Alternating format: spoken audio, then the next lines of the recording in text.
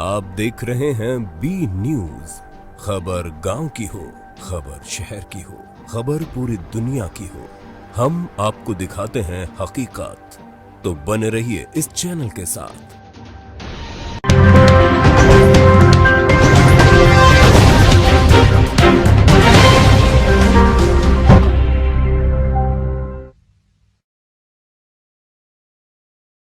Subscribe कीजिए B news channel को और सबसे पहले ताजा खबर जानने के लिए इस बेल आइकन को भी दबाएं। क्या आप उसी तरह के जहाज में सफर करना चाहेंगे जो भयंकर हादसे का शिकार हुआ हो और जिसमें 1500 से ज्यादा लोग मारे गए हो? कभी दुनिया के सबसे विशाल जहाज रहा टाइटैनिक सैकड़ों साल पहले विशाल हिमखंड से टकराकर दो हिस्सों में टूट गया था। 2.5 घंटे बाद जहाज अटलांटिक महासागर में डूब गया। इस हादसे में 1500 से ज्यादा पुरुष, महिलाएं और बच्चों की मौत हुई। 1912 में यह जहाज ब्रिटेन के साउथहैम्पटन बंदरगाह से न्यूयॉर्क जा रहा था। इसी इतिहास के पन्नों में दर्ज इस हादसे के ठीक 110 साल बाद 2022 में टाइटैनिक 2 फिर से समुद्र की लहरों से टकराएगा। जब यह जहाज पानी में उतरेगा तो पुराने टाइटैनिक की याद दिलाएगा।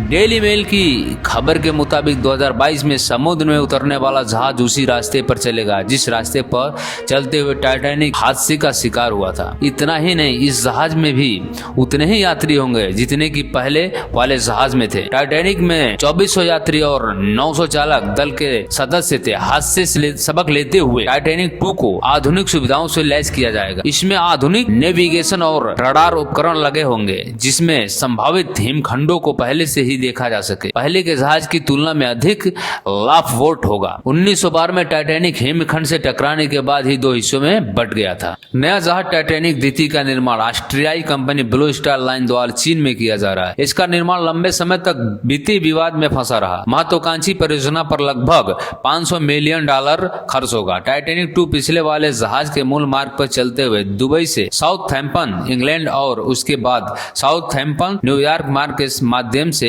न्यूयॉर्क शहर में अपनी 2 सप्ताह की पहली यात्रा शुरू करेगा। पहले वाले जहाज की ही तरह इसमें भी 3 तरह के टिकट होंगे जिसमें पहली, दूसरी और तीसरी श्रेणी होगी। 10 अप्रैल 1912 को टाइटैनिक ने अपनी यात्रा शुरू की थी। टाइटैनिक के डूबने का मुख्य कारण इसकी स्पीड थी। 14 अप्रैल 1912 को टाइटैनिक को 6 बर्फ की चट्टानों की चेतावनी मिली थी।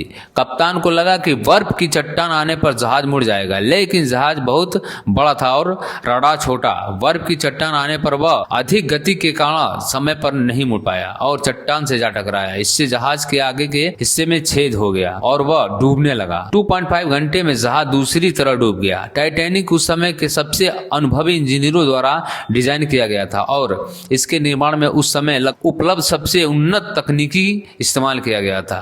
व्यापक सुरक्षा और सुविधाओं के बावजूद टाइटैनिक डूब गया। विलासिता की सारी सुविधाएं थी। स्विमिंग पूल, जिम, एक स्केच कोर्ट, स्नान गृह और के पहली श्रेणी के कमरों को महंगे फर्नीचर और अन्य सजावट से सजाया गया था। बिजली से चलने वाली 3 लिफ्ट थी। इस विशालकाय शिप को बनाने वाले थॉमस एंड्रयू को टाइटैनिक का असली हीरो माना जाता था। 7 फरवरी 1873 को जन्मे एंड्रयू बिजनेसमैन होने के साथ साथ शिप मेकर भी थे। थॉमस ने ही टाइटैनिक को डिजाइन किया था। 15 अप्रैल 1912 की रात जब टाइटैनिक आइसबर्ग से टकराया तभी एंड्रयू समझ गए थे कि अब जहाज नहीं बचेगा, लेकिन उन्होंने खुद को बचाने की जगह लोगों की मदद। कई सालों बाद जब अटलांटिक महासागर में खोज की गई तो टाइटैनिक समुद्र में 12,000 फीट की गहराई में मिला।